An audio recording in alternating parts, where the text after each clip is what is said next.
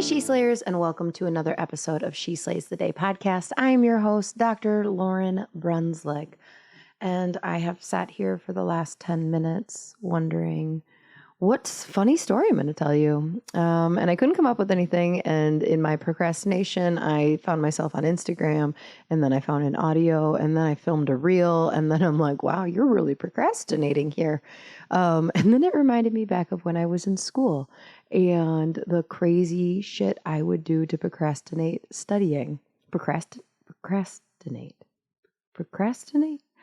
Oh, that word just got weird. Do you know that is actually a word? There's a word for when words get weird, and ironically, it's a weird word. I can't remember it right now. Other interesting things I learned. So last episode, I taught to you about Dickies. I hope that was a very entertaining and educational moment for you, mostly educational, because y'all needed to know that. This time, I'm going to teach you that I learned that DEFCON 1 is worse than DEFCON 5. Now, I haven't fact-checked this. In fact, I just got it from an episode of Murderville on Netflix. With that chick from Schitt's Creek. I forget her name. Anna something? I don't know. Alexis from Schitt's Creek was on Murderville. And yeah, I learned that DEFCON 1 is worse than DEFCON 5. And I didn't fact check it before throwing it out to you. So there you go. That is how I roll. By now you should know that this is just a podcast full of me talking and opinions. And before you go out into the real world, you should do your homework and fact check what Lauryn says. Okay, so today we have I fangirled this chick on Instagram. Okay, she's a vagus nerve trainer. She's from Australia, just in case you can't pick that up from her accent. Speaking of accents, side note, does anybody else do that thing where when you're talking to someone and they have a very specific accent that you start to mimic their accent? Yes, you know.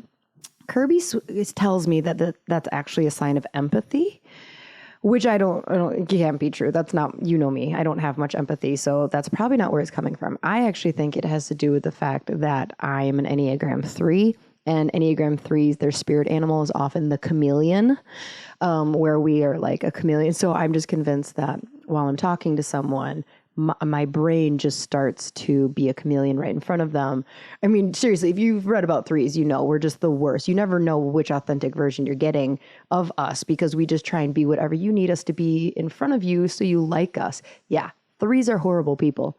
But it is part of the reason I like the podcast because I can't see who I'm talking to. So I can't really be anything other than what I am, which full circle, every single episode comes back to this entire damn thing is all about me and not you at all. And that's why I don't think I have empathy and why. But anyway, so she's from Australia and has a lovely accent. And by the end, you guys, I got out of the entire episode without saying shrimp on the Barbie once. I didn't say it. I didn't even speak in any kind of accent. Again, it gets awkward. I'll literally be talking to someone from Canada. And if they're like articulate, or they may not even be from Canada, they might just articulate their E's a certain way. And within minutes, I am starting to do it. So it can get, Kirby will start like pulling at my sleeve and being like, we got to get out of this before she accidentally gets super offensive. I don't mean to.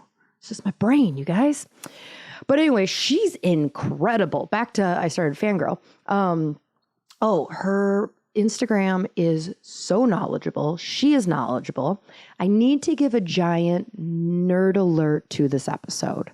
If you are not familiar with neurology, you might get a little lost in this one. I think there's still going to be a ton for you. So I do encourage you to listen. If it's been a minute since you've learned or known what the heck the dorsal versus ventral whatever are, then this is also going to be a little steep for you. Take notes, re-listen. I know I had to I get so intimidated when I talk to really smart people because I just feel stupid. I just feel like there's so many times where I'm just talking to someone and I just want to be like, I'm a doctor. I I used to know this at some point, but that was 11 years ago. So her knowledge of how the vagus nerve works in our body is incredible, but don't worry. If you do get a little lost, stick through it because one of the questions I ask her is, how do you break this down, this very complex anatomy and physiology? How do you break these concepts down for your patients and your clients? And she has a wonderful response. So it will be truly a delight. But before we do that, we are going to do our listener highlight. Our listener highlight comes from Brooke Brewer. Yep. Pretty sure I said that right, guys. Brewer. Yep. That's how we were going to say it. It says, thank you so much for your inspiring podcast. It's just what I needed. I've been addicted. Cheers to 2022. And you know what? She sent that. When did she send that? That was pretty early in 2022. I think it was like the first Sunday. Yeah, you guys, I don't know. She was hopeful. She was hopeful 2022 was going to be great. And we're in the middle of February. I think it's going okay. I don't know. There's some shit storms already happening, or still happening, I should say, but we're doing it. I don't know. People are coming out of the woodwork lately to ask me to speak at places. So I'm going to be places this year. I'm going to be at Mile High. What was the other thing? I don't know. There's like 2 or 3 other things. It's going to be fun. It's going to be a great time. So let's get down to brass tacks. Today's guest, her name is Jessica Maguire, and she has treated patients as a physiotherapist for over 13 years. Her passion for health first led to a degree in health science, and then she went on to complete a master's in physiotherapy. Her specialty now is teaching on the vagus nerve and nervous system through the Vagus Nerve Masterclass. They demonstrate how stress-related illness such as anxiety, depression, gut disorders, autoimmune issues, and chronic pain can arise from dysregulation after chronic or traumatic stress. I mean, I'm assuming just from like at this point in her bio, you can understand why I like needed to have her on, right? Like she is saying, she's talking about all the science that we as chiropractors talk to our patients about, like dysregulation and like the 3 T's. It's awesome.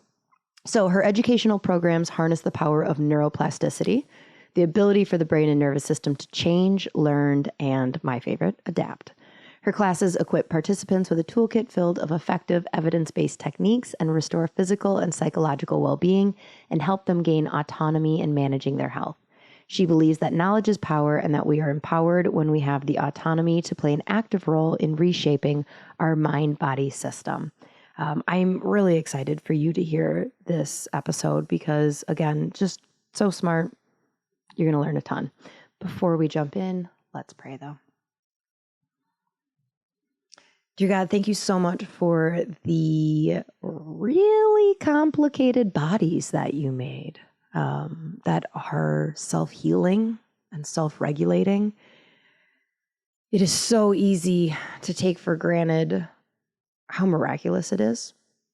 Thank you so much for all of the healthcare professionals that have devoted their education and their life to learning more and understanding the power that is held inside of it and how to help unleash that power in other people.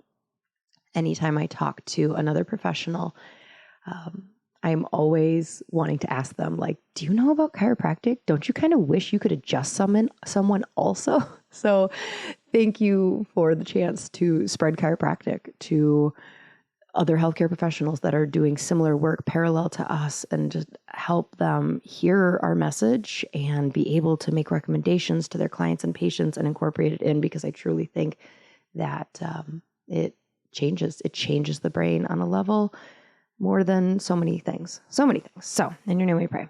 Amen. All right. I hope you like it. Here's my episode and my conversation with Jessica Maguire. Are you familiar with the Enneagram? A little bit, yes, but okay. I don't know it massively. You don't know what you are? Okay. usually it's like this running joke that like by the end, if my guests don't know what they are, I'm like dissecting them, being like, mm-hmm. So it's just the Enneagram is one of those personality tests that like, or it's more than that, but like that people just tend to get obsessed with. So I have seen a lot, like people even put it in their Insta bio, don't they? Oh yeah. Like we identify as our number. So that's so funny. It's a bit, you see it with numerology and astrology as well, don't you? Yes. Because well, it's hard to look at that. I've never identified because I'm a Libra technically, but I've never identified as a Libra. Okay. And so that's where it's hard because I didn't get into astrology. I'm just like, I don't know. I feel like it missed the mark on me. So maybe I'm just it was the wrong day. It was the wrong day. I was born in the wrong location. But with that being said, welcome to the podcast, Jessica. Thank you for having me, Lauryn. Okay, so you're not a chiropractor. I'm not a chiropractor. You're not. We only let really cool people on if they're not chiropractors. So go ahead, revise your bio. But I have been obsessed with your account for the last year for sure, because you talk so much about, like, you call yourself a vagus nerve trainer. What's your background and how did you get to be that? Sure. So when I first started out studying after school, I did a Bachelor of Health Science, and it was really looking at exercise physiology, and a lot of that was tapping into ECGs or looking at the beats of the heart. And after that, I went on to become a physiotherapist. So I completed a Master's of Physiotherapy and worked for 14 years in clinic. So we'd probably see very similar patients to chiropractors, lots of chronic pain, lots of chronic health conditions and comorbidities. After a little while, I really wanted to look more at, because we have quite a good understanding of the body. So I wanted to understand more from the mind. And so I went into doing more study in terms of clinical mindfulness and how we can really bring together that, what I'd studied before, looking at the heart with the brain and how they were interacting. So I did some more study into polyvagal theory. And for me, it was like a missing chunk. Like I could see with patients, there's, this chronic stuff going on. I feel like we're separating the brain and the body. And modern pain science from some of the people that I studied with, particular Lorimer Moseley, who's an Australian neuroscientist, he was really looking at how pain was changing the brain, which really fascinated me, and the concept of a sensitized nervous system. So for me, using that lens and understanding that for people following chronic and traumatic stress, that the nervous system could become sensitized to cues of danger as well, because it's similar in those areas of the brain as in terms of chronic pain and emotional pain. And we probably, we separate them as being physical and emotional, but really it's that interoception of what sensations are coming from the body up to the brain and how the brain is perceiving that. And it's really fascinating because no two people are going to experience pain the same. No two people are going to experience a traumatic event the same.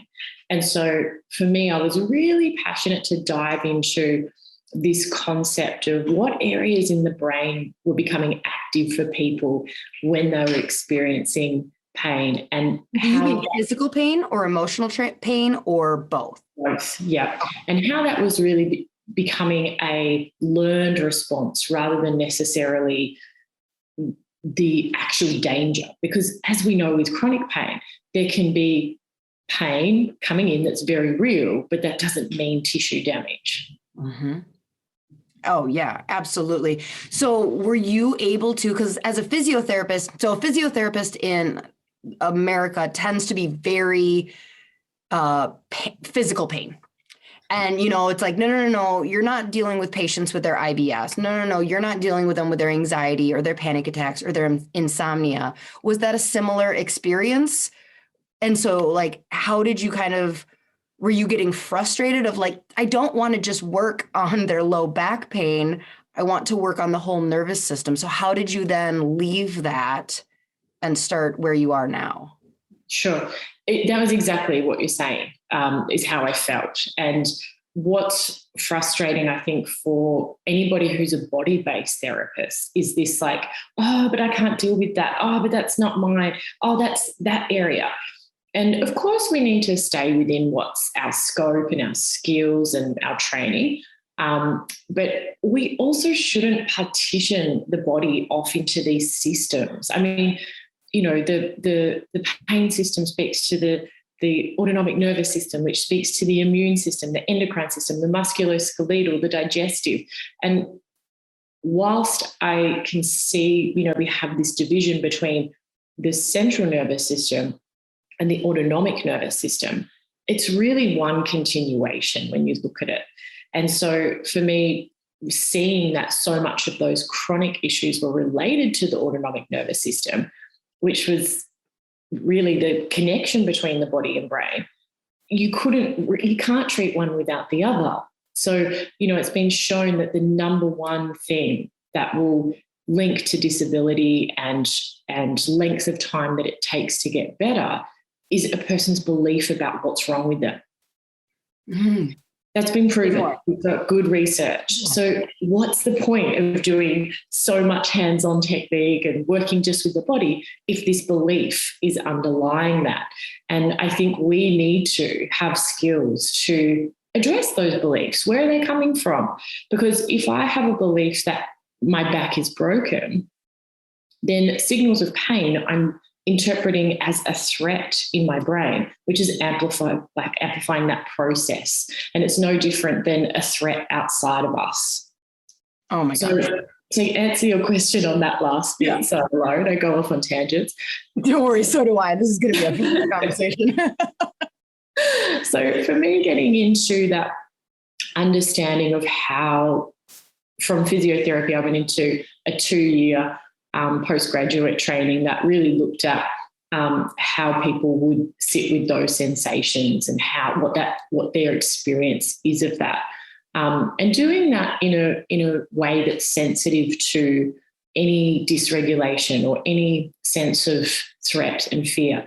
And so for me, it was I could marry up the neuroscience of chronic pain and looking at anxiety and understanding that they're not separate. We need to say that continuation from the body and the brain is a continuum, and that we need to look at both. So we don't say, in Australia, there's been a little bit of a pushback saying that manual therapy doesn't work. And that's not true. There's lots of skills that work. Believe me, I don't know if you know this, but chiropractors are having a hard time in Australia too. So don't. Okay. Yes. So it's sort of like we have these, when new science comes out, there can be a bit of a knee-jerk reaction, can't there? But we do need to look at beliefs, and we also have skills of manual therapy, but our skill to help people understand what's wrong with them so that they don't see pain as a threat is, I think, a very, very powerful tool that we can use. Not viewing pain as a threat, because viewing it as a threat just kind of continues that cycle. Is that what you're saying? Exactly. Yeah, it sensitizes the nervous system the more that we see it as a threat. And that's not happening in conscious areas of the brain, like the cortex. A lot of the time it's happening in the lower centers of the brain. So we need to bring these beliefs with people into awareness and say, what is it that you think is actually wrong? And is that true?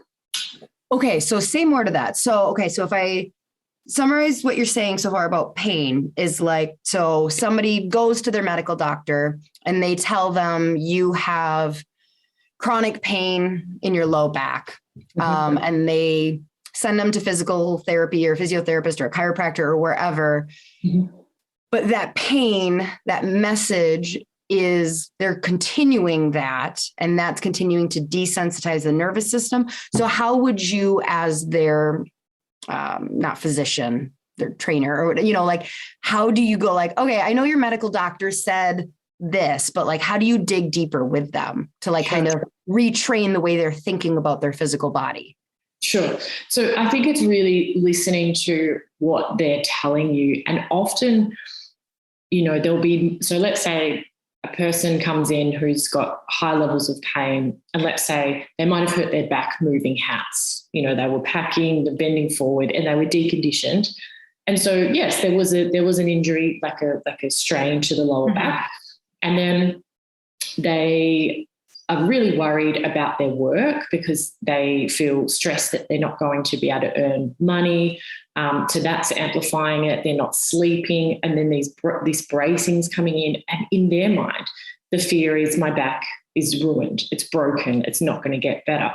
So it's really getting into that belief around, well, is that true? Because, chronic, non-specific lower back pain, we see it a lot, and a lot of the time it gets better.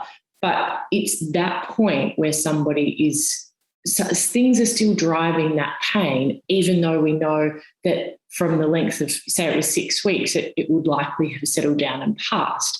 So when somebody's got that belief around pain that is my back's ruined or broken, or even hearing the words that might evoke fear, like degenerative disc disease, which we know we have these, like, it's like a grey hair or a wrinkle. There's going to show on some imaging, things like that. So it's those words that can create fear in the brain that amplifies pain.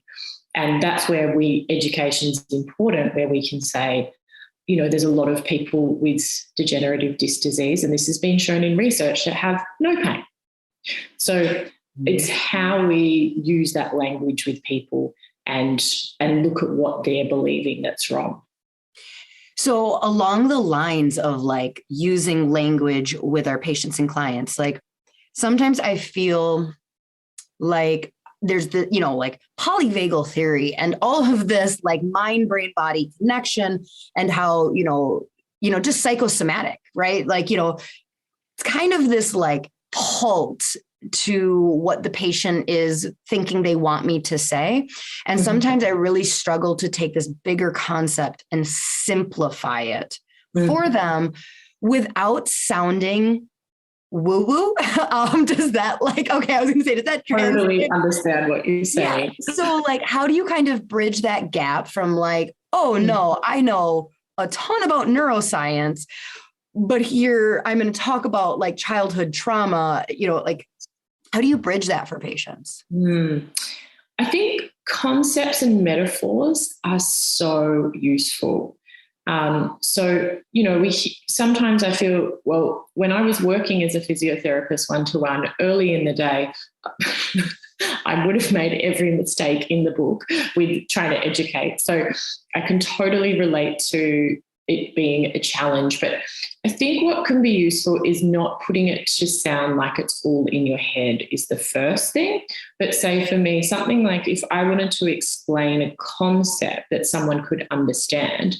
So let's say the nervous system was sensitized and we knew that there was an old injury, and so the tissue would be sending a message to the spinal cord.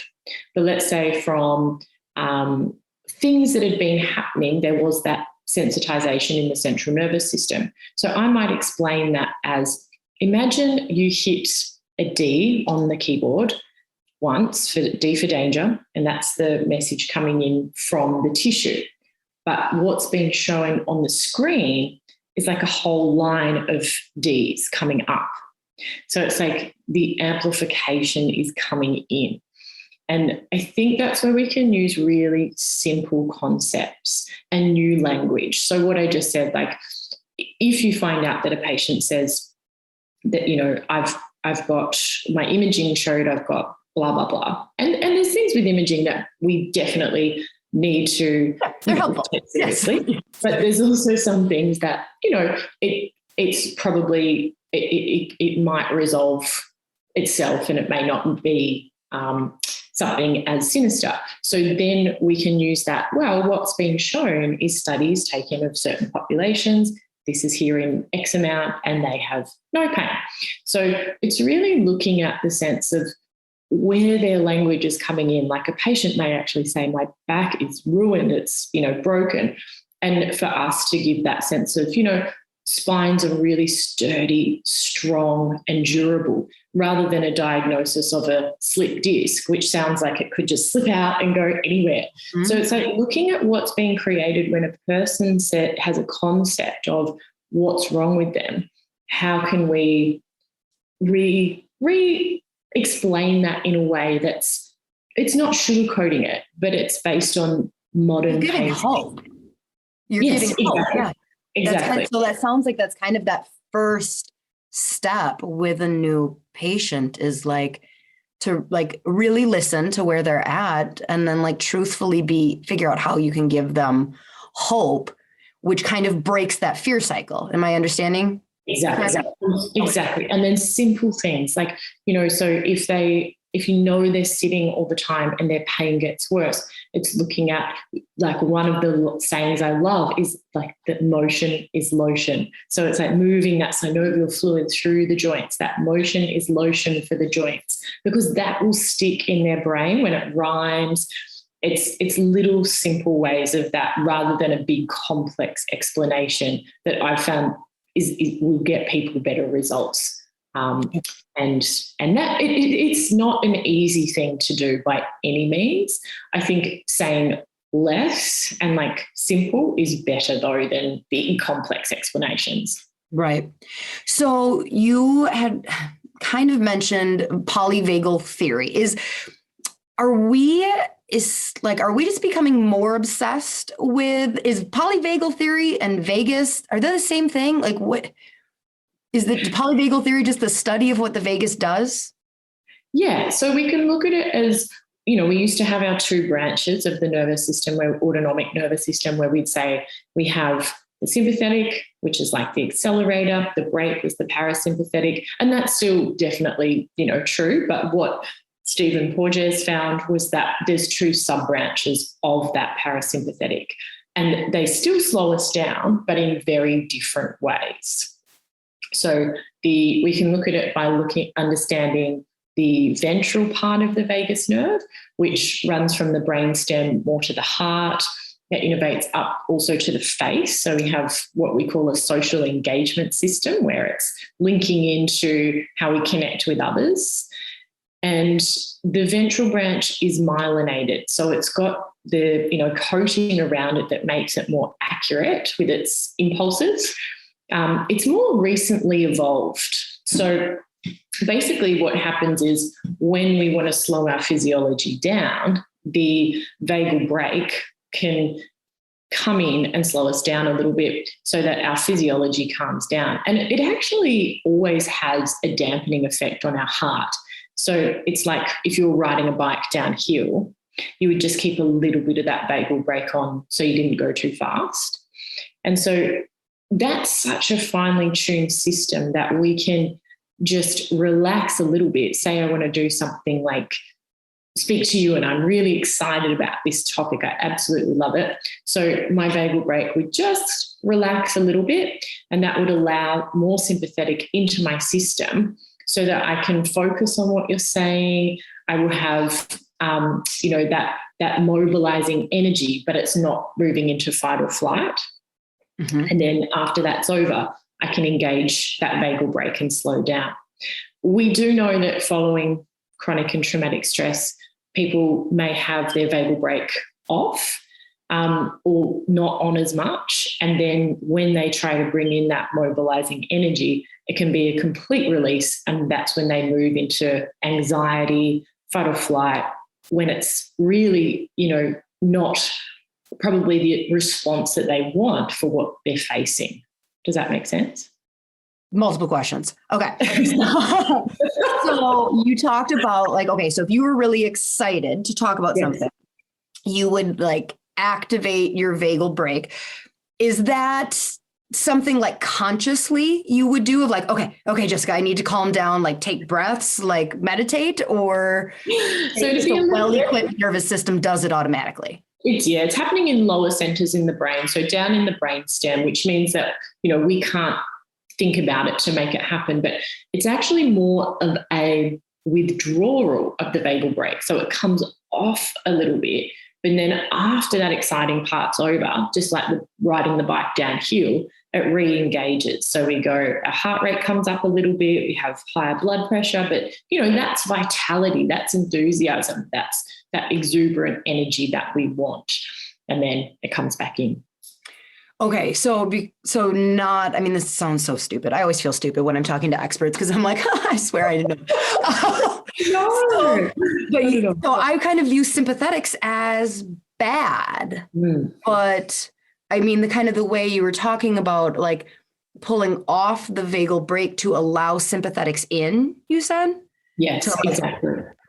So we do demonize sympathetic and say it's wrong, we don't want to go in that. But that's not true. Like, the essence of burnout is an exhausted sympathetic. It's lack of sympathetic and the vagal brake off.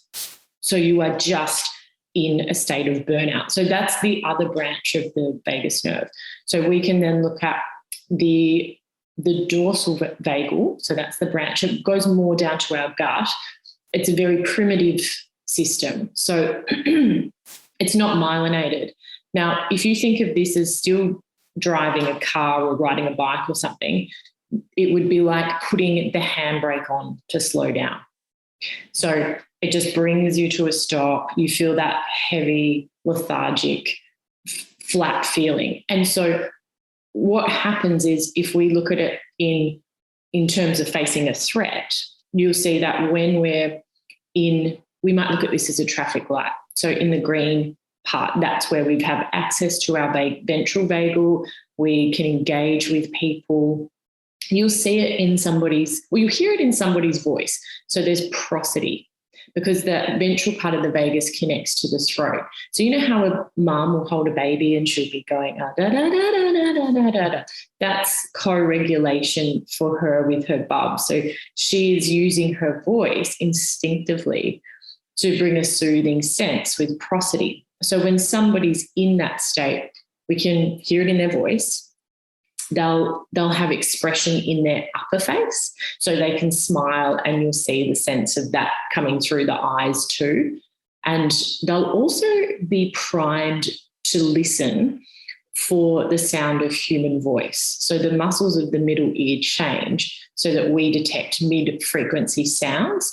So our physiology changes to help us connect with each other in that state.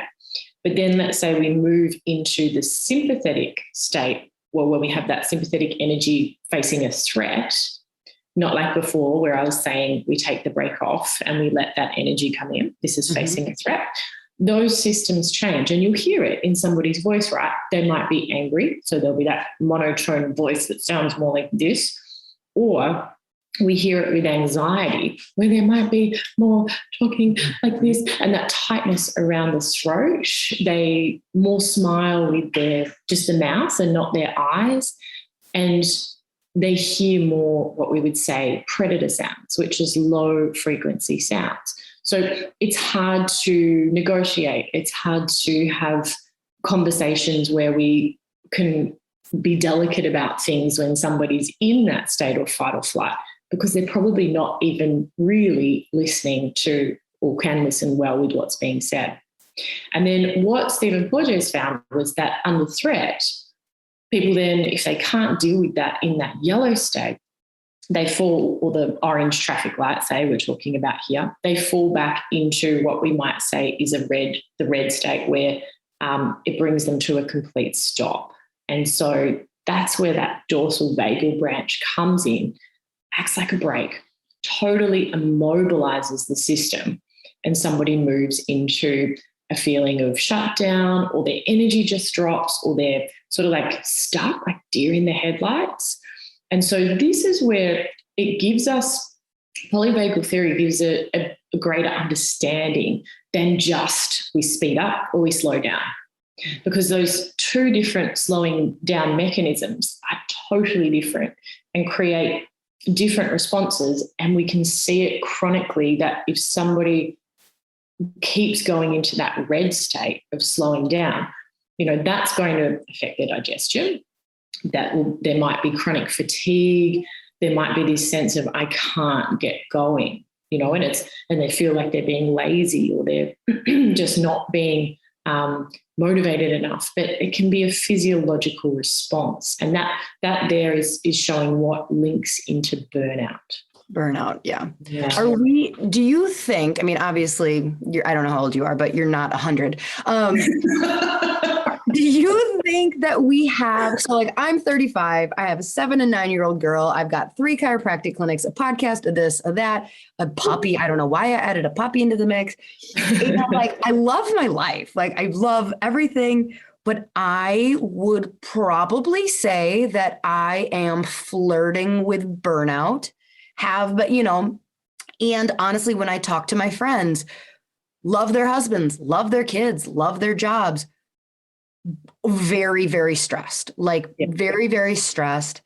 Like, do you think that we as a society, as a earth, are just speeding up and getting worse at balancing our tone of our nervous system? Or like if we would have gone back to World War II, would we just be 2 35-year-old women drinking wine and complaining about being in burnout? It's such a good question. I love this. I suppose to look at it in the sense of stress itself. So, stress gets this really bad name, but we have an inbuilt capacity to deal with stress and recover. So stress isn't bad for us. In fact, stress is actually good for us if we can recover from it. I think the problem is say, let's imagine, we say, I'm going to say most of your listeners will remember homeostasis. We have this baseline, we go up, we go down. So let's say if we imagine that baseline and then stress is mobilized, or our energy is mobilized to deal with the stress, and then we'd have this time where we'd come back to baseline.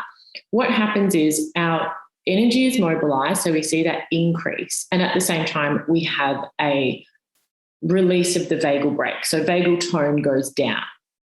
Now, if we get to recover, they come back to where they started from, we carry on. But what I would wonder is, do we actually get that recovery from stresses? And this is where, we can understand neurobiology and say that stress and trauma are on a continuum. So rather than saying, this is stress, this is completely different, this is trauma, physiologically, they actually have a similar response. So if I'm under chronic stress, so I'll give you an example from last year. What I experienced when I was seeing patients in clinic was we had in Australia the bushfires at the start of the year. And so this was 2020. So this would see a lot of people experience that stress. But before they got to recover from that, COVID hit. Mm-hmm. And then there was the next wave where they had like the financial ramifications of not being able to work. So it was this permanent elevation of the sympathetic and drop out of vagal tone that didn't get to complete that cycle and come back to baseline. So what that meant was the nervous system was becoming tuned to a new baseline that was higher up.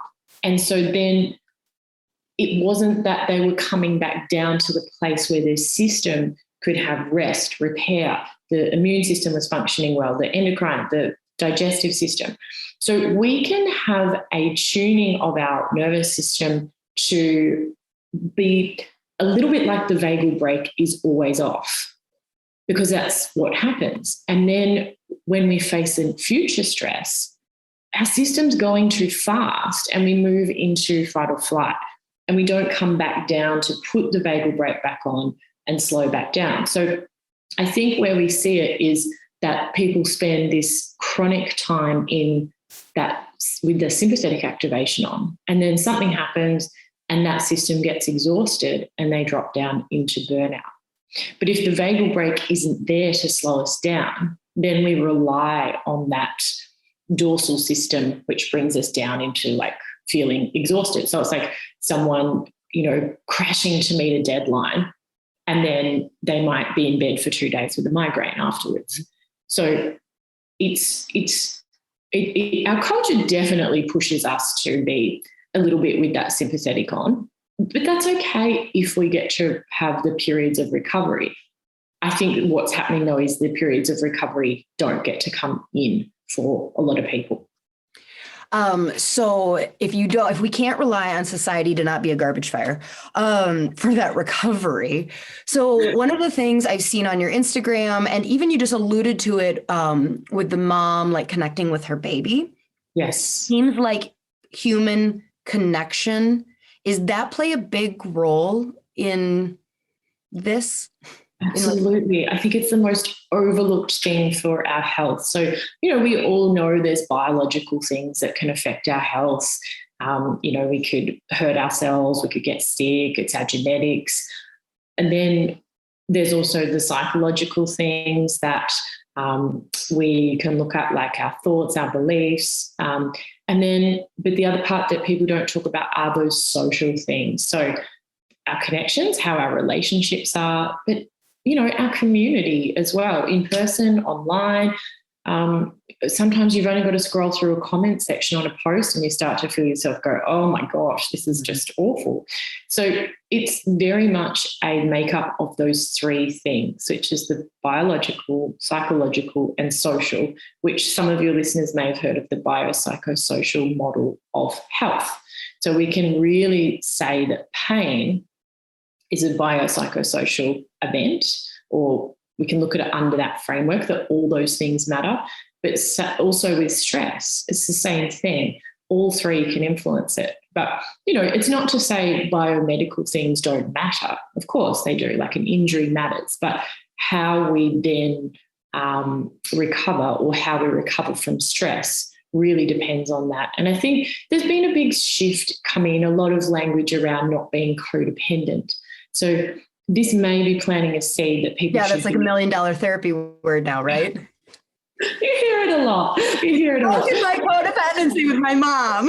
Yeah, that's it. But I mean, humans need connection. And of course, we don't want to just rely on other people for everything. Like, we understand that. But I feel that there's a shift so much now, or maybe that's just in the world that I'm in, that is basically saying to people, you should be able to handle this on your own. Mm-hmm. And what science has shown is that, in times of stress, just being around another person who has, let's say their vagal brake is on and their physiology is regulated, just being around that person, having connection, a conversation with reciprocity back and forth, that will help the stressed person's nervous system attune to the other person and come towards regulation. So we hear the voice of somebody who is, has that prosody, the expressions of their face, the gestures, all of that can really, really help us to come back to a regulated state. Are we talking like minutes, hour, like how long? Like, what if they're really good? Yeah, it would really depend. I think, that's where we can see as for health professionals, when people come in and we have that session with them and we stay in that regulated state and they leave and there's a definite mood shift from the patient, they can come in quite stressed and then they walk out. Like, yes, treatment is obviously so important, but what is equally as important is that time when, if they leave with more regulation because they've been with us and we've been regulated, like, that is medicine.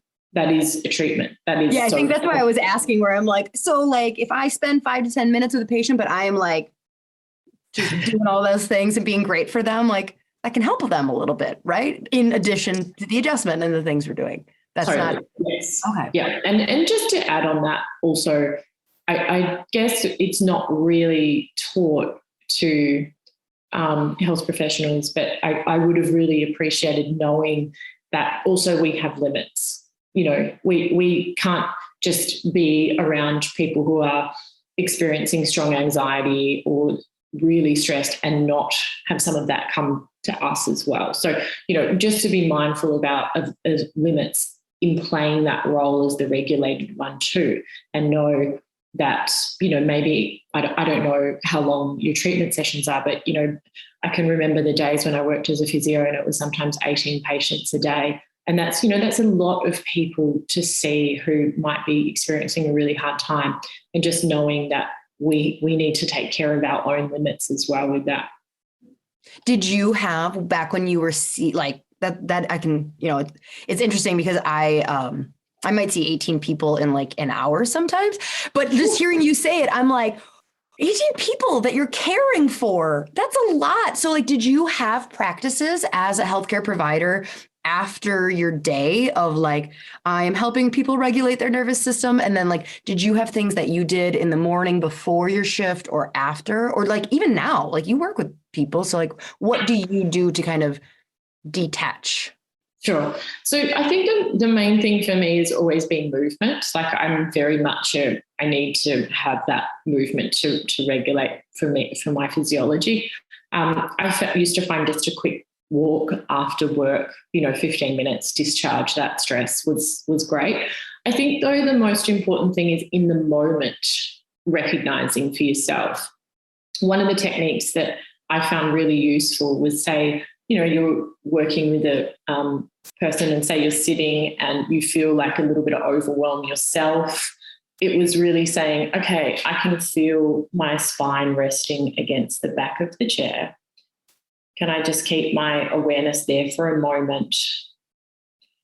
And I feel that I'm getting overwhelmed, but if I can just focus my attention here as I'm listening, I'm also taking care of, listening, say, to a story that might be quite heavy, or it shocks me, or something along those lines. So little things in the moment, I think, are equally as important. And there's a lot of emphasis now that, 30 minutes of doing this practice. And who has time to, sit there for 30 minutes? It's just not, for me, that was not really an easy thing to tie in. So I think the tools that you can use in the moment that you notice for yourself that you're getting to your edge, where you might be feeling, I'm feeling a bit overwhelmed at the moment. Things that you can do in the moment are more useful than, say, when you're chilled out and at home doing things then. They're both important, but for me, that's what I found I needed more of when I was working in clinic. I feel like where I feel it the most when I'm getting like overwhelmed is either in my jaw and throat, like tightening, yes, or my heart. Is there like something specific that I could do when I like feel that happening? Because like I've heard like that sometimes like humming or yawning or some of those like that can I can't be yawning in front of patients though. I'm still listening. I'm just trying to detach your shit from my shit. Well, the jaw is definitely where our defensive strategies, that's quite a primal area where if we think of the sympathetic, the gritting of the teeth or the showing of the teeth is like a primal animal thing. Definitely, sometimes it's a tricky one, right? So you can focus your attention in the area, but it may amplify it, or you focus your attention somewhere else.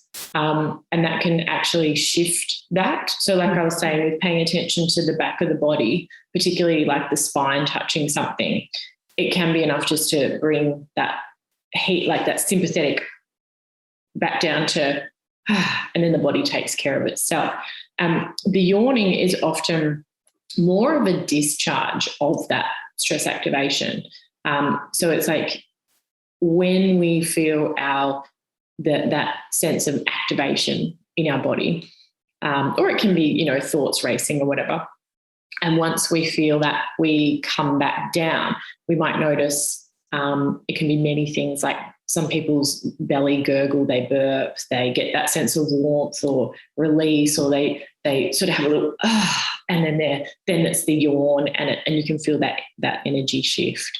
So that can be helpful. But I think for people, it's really getting to know a toolkit of things and that you can go to in the heat of the moment. And that's going to be different for if you're in that sympathetic state where it's racing thoughts, going fast, and it's going to be different if you drop down into that sense of the dorsal vagal state of feeling flat and down. And so lots of people say, what's the best tool? There isn't one. There really isn't. And everybody's got a different nervous system as well. So it's learning lots of different things and also learning what it is, like becoming a student of your own nervous system. So it's like, what are the things that bring me the most regulation? And for me, it definitely is movement, and it definitely is being around people who have that real, that they're in a regulated state.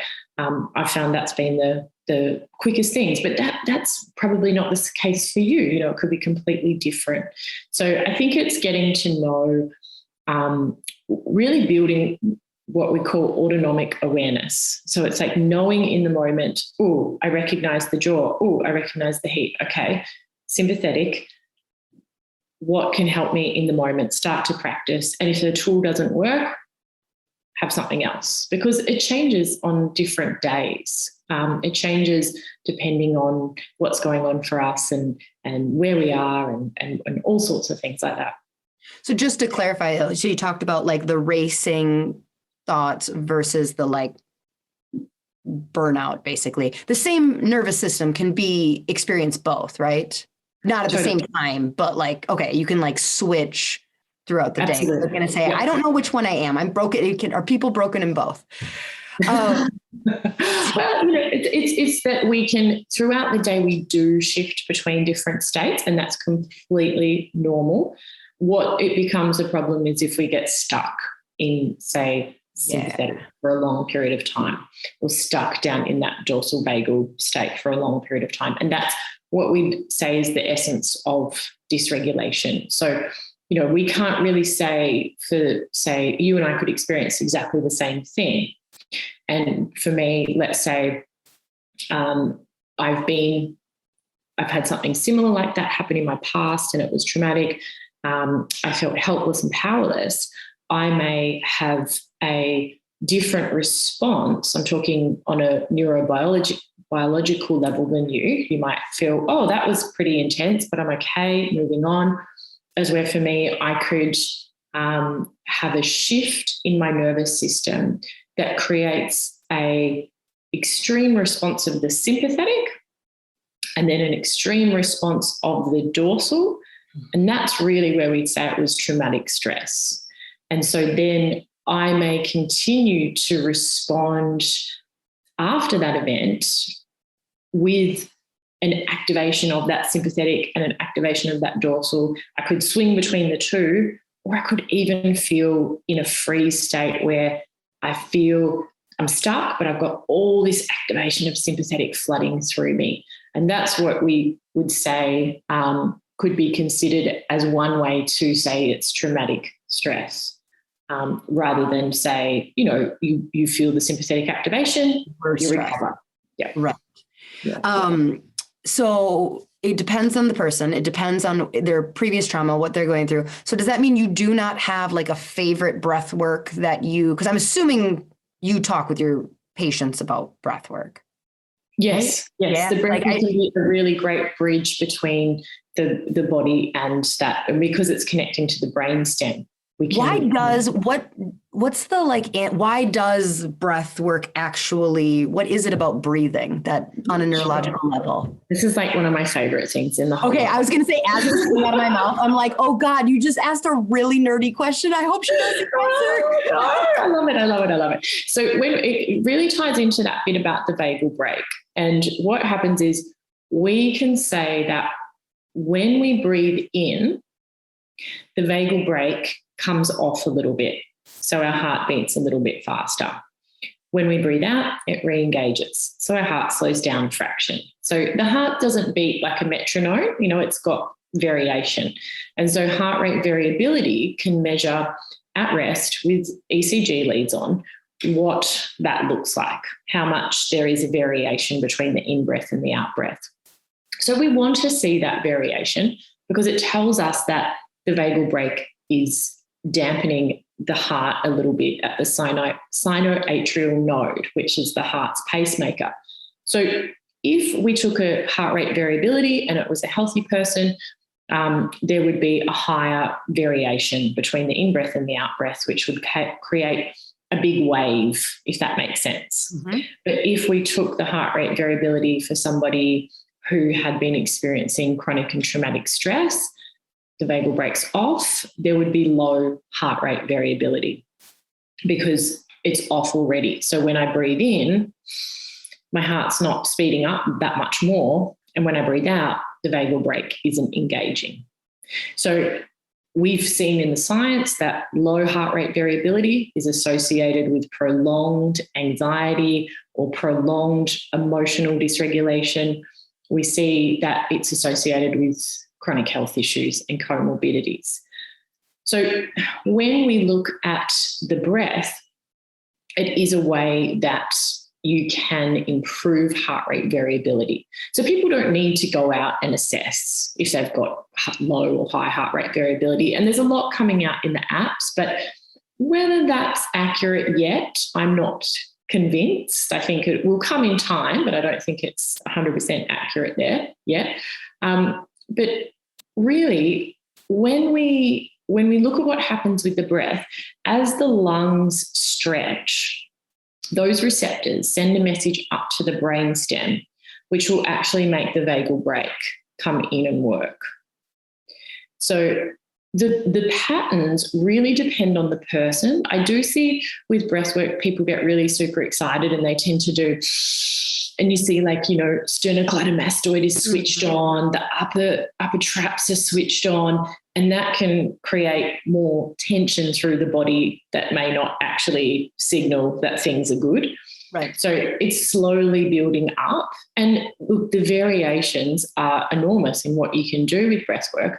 And there's some things that we can use the breath to, up regulate. We can use it to down regulate. But what the science has shown is that if you can begin at a place where it might be that the in-breath and the out-breath are equal and lengthened and begin to use that, that's wonderful. Now, I need to just pop onto that bit though, that we also just want to be mindful for a lot of people paying attention to the sensations of the breathing. If they experience anxiety, that can make them feel worse. So just to be mindful of, yes, it's a great thing. I saw something on your Instagram where you talked about where meditation for some people can make it worse. Yes, it can. Absolutely. And that comes down to in polyvagal theory, Stephen Porges came up with the word neuroception. So that's how we detect if people or places are safe, dangerous, or life-threatening. So that's happening, again, in lower centers in the brain. It's not happening in the cortex where we have thinking and planning and reasoning. It's happening down in that area. So the two things that inform neuroception is exteroception, so what's happening around us, what we see, what we hear, touch, things like that, but also interoception, which is the sensations that are happening inside our body, what sensations we're experiencing. So when we see what happens to people following traumatic stress, there's often a dissociation from the body because those sensations feel overwhelming. It's not a conscious choice. It's just that it's an adaptation to not feel so much sensation. Mm-hmm. And it's a very smart adaptation too. But chronically, when that happens, we dampen down the feedback loops between the brain and the body. So that can cause, a lot of digestive issues and things like that. So by meditation, I've got to say, is a fantastic tool. It's so wonderful. But the message that I'm trying to say is that it's not for everybody all the time, because for some people to then dive back into feeling sensations of a racing heart, butterflies in the tummy, panicked breathing, that can signal up to the survival brain that there's a threat. And that can amplify dysregulation. Because if we go back to neuroception, it's interoception and exteroception that decide how we change states of our nervous system. So in saying that post, which of course gets a lot of people going, what? I love meditation. And that's great. For me, I'm like, see, I told you I don't need to meditate. It's bad for me. Told you. Well, I don't want to sit still. You have this issue with your client, right? Like they're just like, they can tend to be like, just go, go, go. Do they resist? I think for a lot of people, if there's a sympathetic activation and you don't mobilize, if you don't discharge that mobilization, it makes it worse. So it's finding ways to help them discharge the mobilization, and then they might want to sit still. But sometimes, if there is that lots of, say the vagal breaks off and the person has a lot of sympathetic energy coming in and they could easily go into fight or flight, and then you start paying attention to those sensations, you're mobilizing the system more. So it's like putting the accelerator down further. What would benefit that person is like, okay, why don't I go for that, really fast walk, discharge it? Then they're like, okay, I've calmed down a little bit. Maybe now I'll use a technique. But it might be paying attention on the outside of the body or paying attention to something away before coming into the body.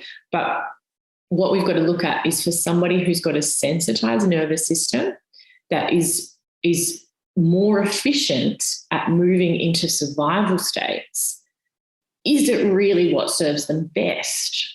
That's what the question should more be. And this isn't to say that any practice is bad or wrong or we shouldn't do it. It's really about saying, okay, this is a medicine for a person. What's the right dose and when should they take it? Okay. So 2 final questions. Hopefully I don't forget what my second question is. You're answering the first one. What is working with you like? You have a course, right? And that would benefit like healthcare practitioners and like just anybody, right? Can you talk about it and like what working with you, like what kind of process you take people through? And Sure. Yeah, absolutely. So we have a 6-week program coming up in mid-March. And basically that is rolled out with a module that comes out at the start of the week. And then we do a live call later on in the week where we practice those techniques together, answer questions. It's a lot of different modalities that we use that are delivered through video, audio. We also have a lot of workbooks that we use to really get people to go, what's this like for me? Because I've talked about it's a framework of the nervous system, what we can understand, but it's really getting to know our own and also really knowing, like once we know the things that might set us off a little bit, we can have that's really powerful knowledge, because then we're ready to go, my nervous system gets really sensitized to that.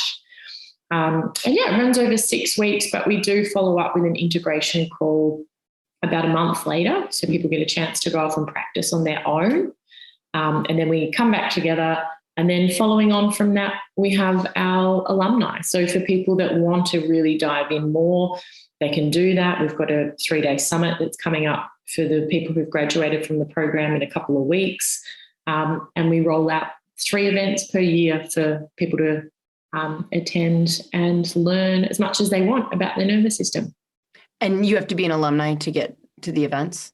Yeah, so we basically recommend that you need the program first to learn all those concepts. Like interoception is one of the most important ones. We do a lot where we talk about that connection with the gut and the brain. A lot on blended states too, such as what I was talking about with, say, the sympathetic. And when we've got enough break on, it can give us a lot of energy. So we finesse it that way. Okay. Second question. Yes. What are you reading? What are you listening to? Like, you seem like a nerd. I'm here for it. I love it. You referenced Stephen Porges a couple of times. Like Porges does he have a book. Like, what do you recommend that people like who want to like read and listen more to? Sure. Well, because it's right here next to me, and we're coming from a group of people that love working with the body and that kind of thing. This book is really great. It's called Explain Pain. And this is actually written by two Aussies, so David Buttler and Lorimer Moseley. And that goes into a lot of those concepts that I was talking about that you can use to explain to patients, how to, simple things to put in there and the language that we use and to understand that amplification in the brain. So I think that one might be a really good one for listeners if they're keen to learn more on that side. Absolutely.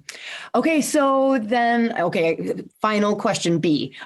Where's your website? How do people find you? And we'll make sure it's all in the show notes and stuff too. But thanks, Lauren. Sure. So you can go to jessicamaguire.com. And then also my Instagram handle is Repairing the Nervous System.